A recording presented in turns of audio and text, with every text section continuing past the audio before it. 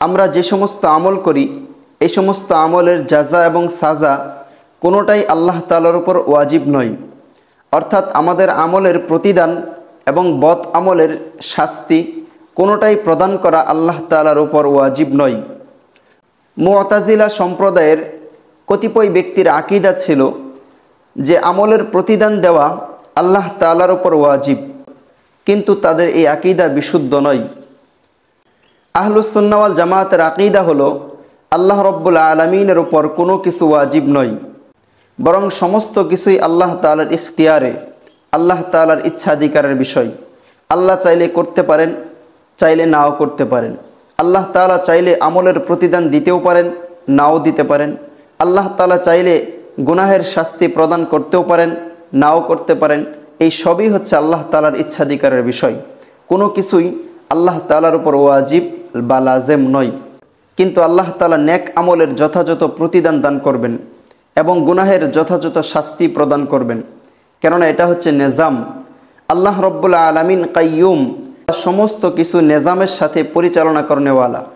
এজন্য আল্লাহ পাক রব্বুল আলামিন নিজামের বাহিরে কখনো কাজ করবেন না।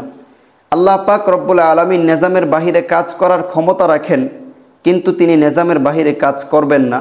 এটাই হচ্ছে আহলুস সুন্নাহ ওয়াল জামাতের আকীদা।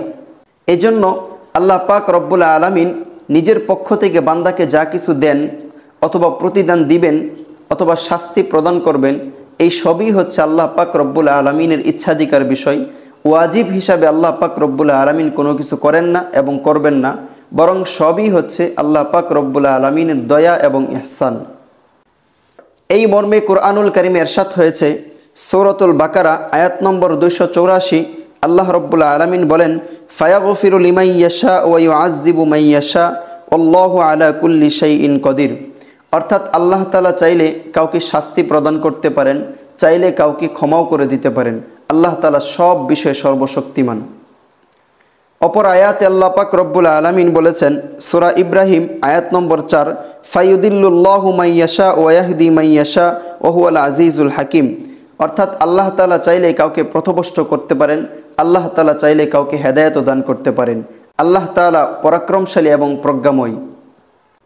সূরাতুল হজ এর 14 নম্বর আয়াতে আল্লাহ পাক রব্বুল আলামিন বলেছেন, ইন্নাল্লাহা ইয়াফআলু মা ইয়াশা। অর্থাৎ আল্লাহ তাআলা যা চান তাই করতে পারেন।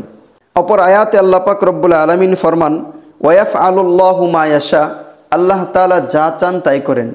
এই সমস্ত আয়াত থেকে আমরা বুঝতে পারলাম আল্লাহ সুবহানাহু ওয়া তাআলা যা কিছু করেন এবং যা কিছু করবেন এই সবই হচ্ছে আল্লাহ পাক রব্বুল আলামিনের ইচ্ছাধিকার বিষয়।